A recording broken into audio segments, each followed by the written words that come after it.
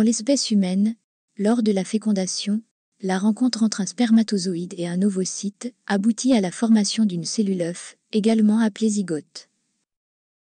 Après sa formation, le zygote se développera progressivement en passant par plusieurs étapes de division et de différenciation cellulaire pour donner naissance à un être humain doté de caractéristiques physiques uniques, déterminées par l'expression de son patrimoine génétique. Ne vous êtes-vous jamais demandé comment s'explique l'unicité de chaque être humain et la diversité au sein de l'espèce humaine? Quels mécanismes biologiques et génétiques sont à l'origine de cette incroyable variété qui nous distingue les uns des autres? La réponse à ces questions réside dans la compréhension des mécanismes qui régissent la formation des cellules reproductrices, appelées gamètes, lors du processus de gamétogenèse. Les gonades sont les organes responsables de la production des gamètes. Chez l'homme, les testicules produisent les spermatozoïdes au cours de la spermatogenèse.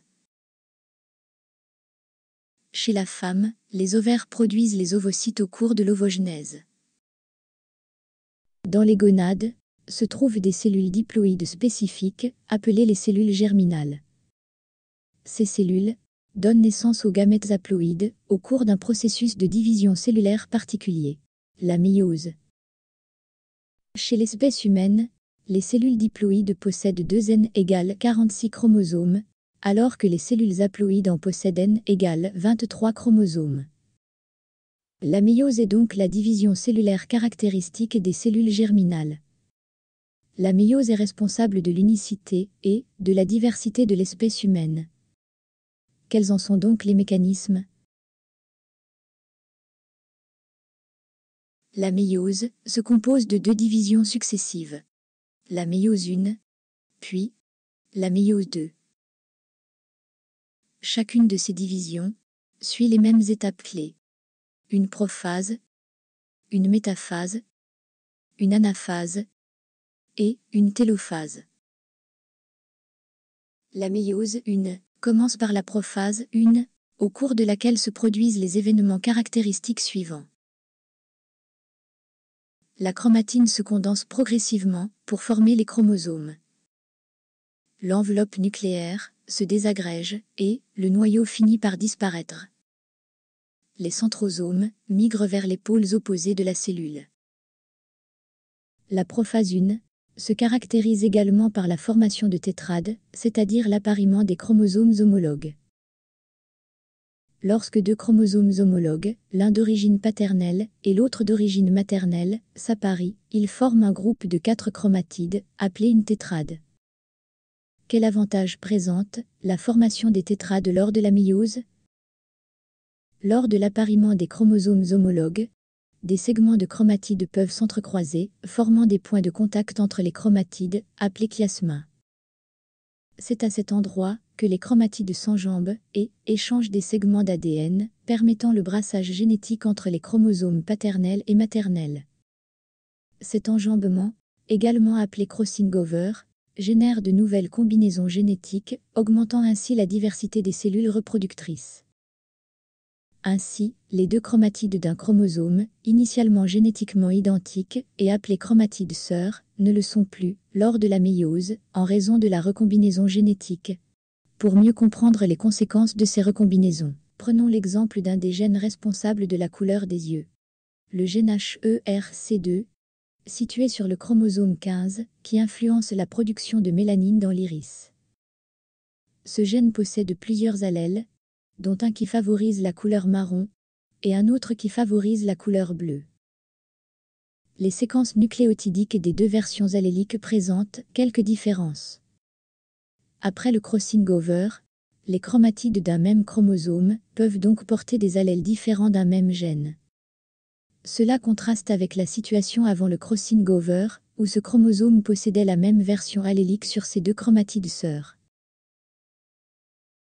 Une fois le crossing over terminé, chaque tétrade présente des recombinaisons au niveau de ses chromatides internes.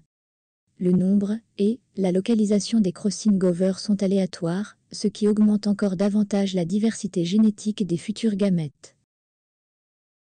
L'étape suivante est celle de la métaphase 1. Lors de cette étape, Les tétrades s'alignent sur la plaque équatoriale de la cellule, sous l'action des microtubules émanant des centrosomes. Il est important de souligner que cet alignement des tétrades est essentiel pour le brassage interchromosomique, un processus clé dans la diversité génétique. À l'instar du crossing over, qui assure le brassage intrachromosomique, le brassage interchromosomique contribue également à la diversité génétique. En d'autres termes, les chromosomes de chaque paire se répartissent de manière indépendante et aléatoire. Selon leur disposition, différentes combinaisons peuvent ainsi se former, contribuant ainsi à la diversité génétique. Par exemple, les chromosomes auraient pu se disposer différemment.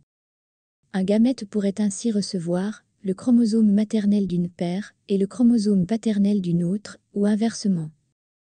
Ainsi, la disposition des chromosomes homologues sur la plaque équatoriale, qui conditionne le brassage interchromosomique, détermine la diversité génétique des futurs gamètes. Une fois la métaphase 1 terminée, la cellule entre dans la phase suivante de la méiose, l'anaphase 1, au cours de laquelle les chromosomes homologues seront séparés. Les chromosomes homologues, appariés en métaphase 1, se séparent. Ces derniers sont entraînés vers les pôles opposés par le raccourcissement des microtubules. La télophase 1 marque la fin de la méiose 1. La cellule mère diploïde se divise en deux cellules filles, haploïdes, génétiquement différentes. La méiose 1 est qualifiée de réductionnelle, car elle réduit de moitié le nombre de chromosomes.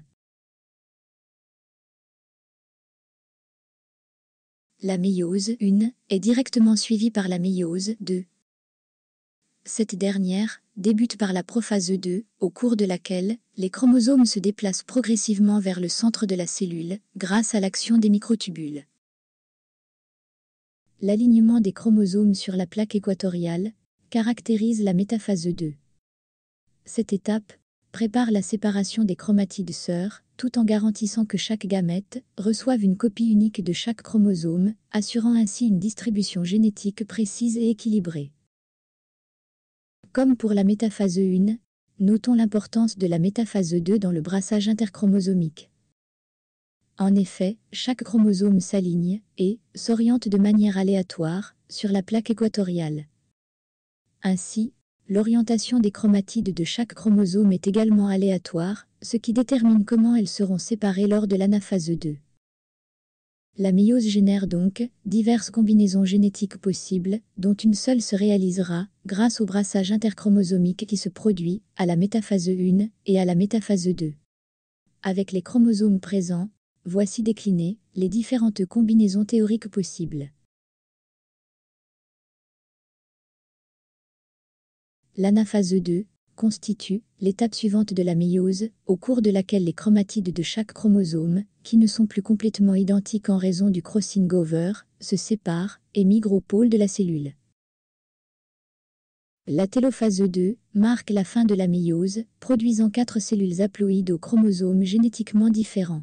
La méiose 2, qualifiée de division équationnelle, conserve le nombre de chromosomes.